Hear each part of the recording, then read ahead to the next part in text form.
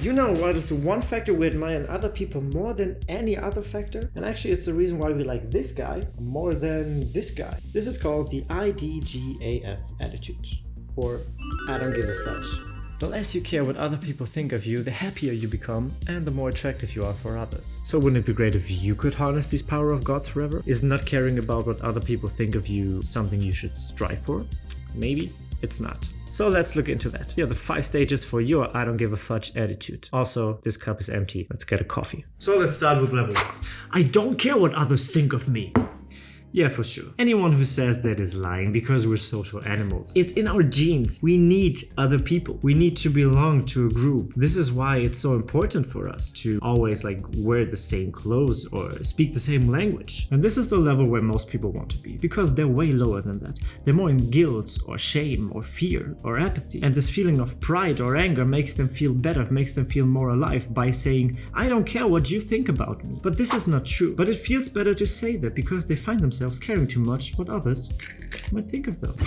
Maybe you found yourself too that you care too much by not talking to the girl or guy you liked, or to not move to a different town because you didn't want to upset your parents, or because you do not wear the clothes you like, or you do not state your opinion because you don't want to upset your friends. We do that because we do not want to offend other people by having a different opinion, so they could kick us out of the group we're in. So the solution might be the exact opposite, right? Wrong, because you still care about what other people think of you when you say that you don't care what they think of you. Why? Because like heads and tails are the same side of the same coin, caring and not caring what other people might think of you are just 2 sides of the same coin of focusing on other people's opinion of you. These are extremes, and extremes are never the solution. Instead, we should always focus on the golden mean. I can't wait to see how many people are pissed off because how I drink my coffee. Cheers. Level 2.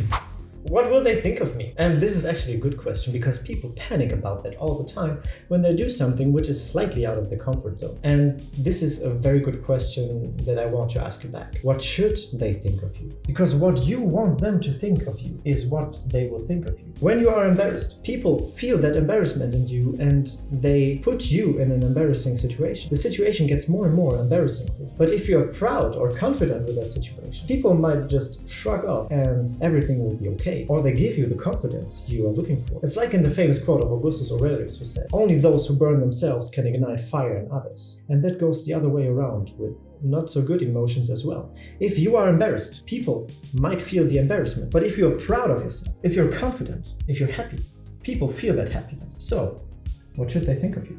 So let's go on with level 3.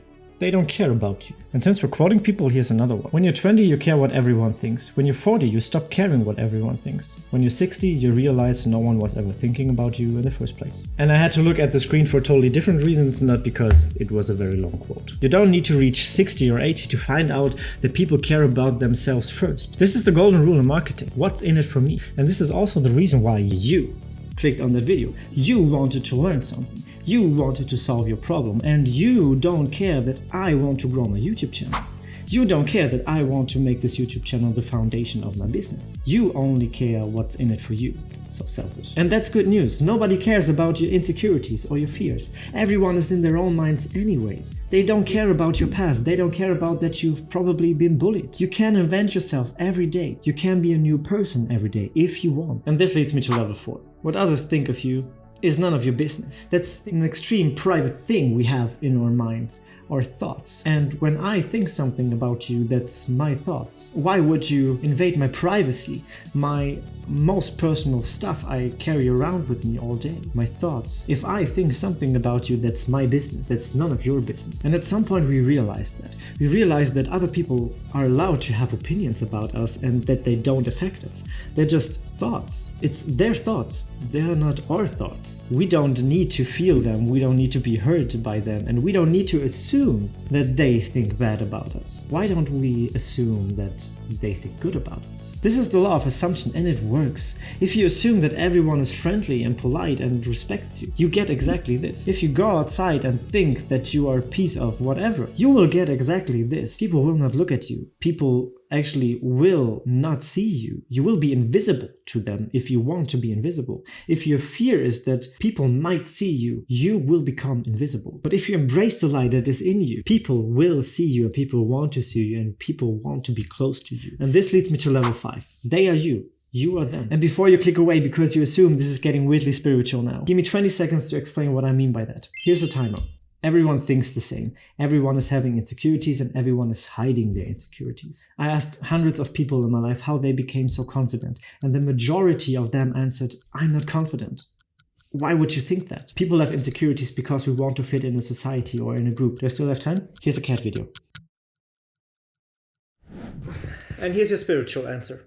Everyone is you pushed out. We are all the same. We're the same consciousness having different human experiences. What I do to another person, I'm doing that to myself. If I harm another person, I'm harming myself. If I make another person happy, I'm making myself happy. If you find yourself worrying about that other people might make fun of you because you do something which is slightly out of your comfort zone, you can freely ignore them. Because if that behavior would harm you, you can be sure that they harm themselves. You are brave because you did something that you didn't do yesterday. You want to grow. And if you find yourself surrounded by people that might limit your growth, you might be surrounded by toxic people. Click here to find out what you can do with toxic people, and I will see you over there.